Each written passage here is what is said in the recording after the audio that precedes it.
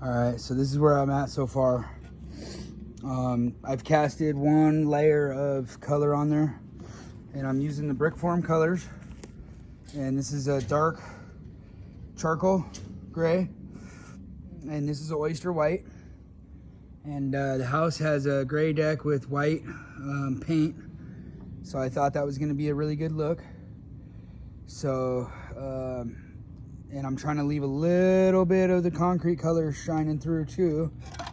So what I'm really doing is I'm throwing heavy. So I kind of casted like this, like down low, and I went heavy with the cast though. So I'm going like dark, you know, heavy dark, and I did stripes like this way kind of, and I came back with the white and I highlighted in between, boom. And then I also did like some sprinkle casts over the whole thing with the dark charcoal. And then when I floated it multiple directions. So I didn't just go this way, I went this way and then diagonal. And you can actually see my marks going all different directions, right? So I'm trying to push and blend that stuff in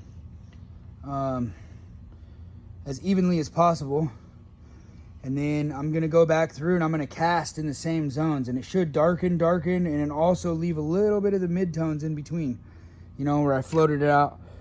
I'm gonna do one more cast, and then we have antique white release agent.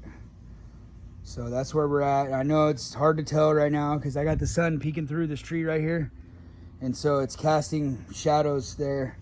So some of what you see is color and some of it's shadow. So it's very hard to, you know, like you can see my shadow right there, and you can still see some of that light in there, and right in the shadow.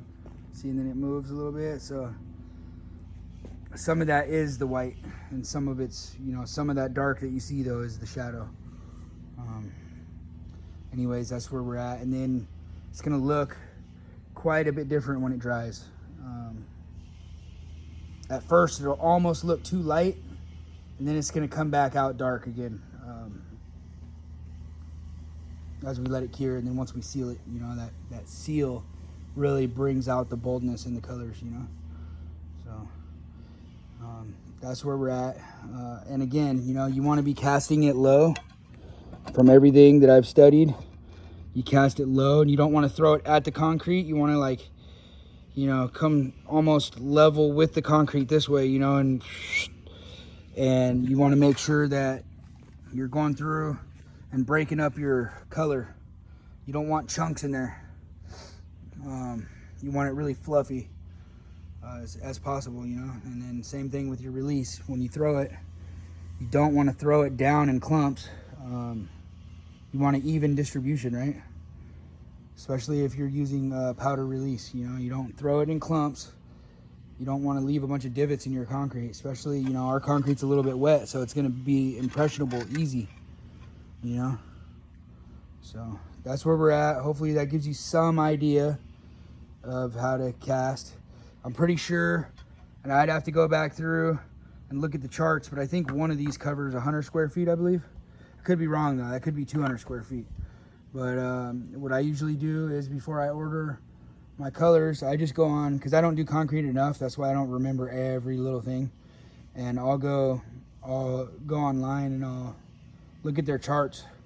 You know, if it gives me 200 square feet of color, you know, I'll get multiple of these projects out of one bucket, you know what I mean?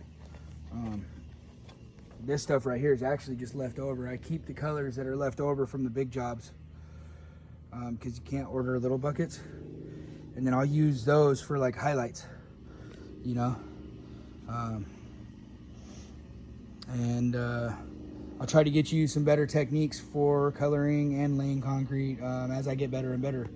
I'm not a full-time concreter.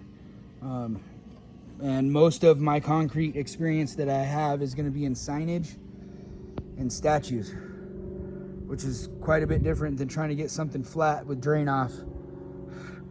You know, especially if you go big, you know, like a 20 by 20 pad or whatever it is. Like, that's a whole different ballgame.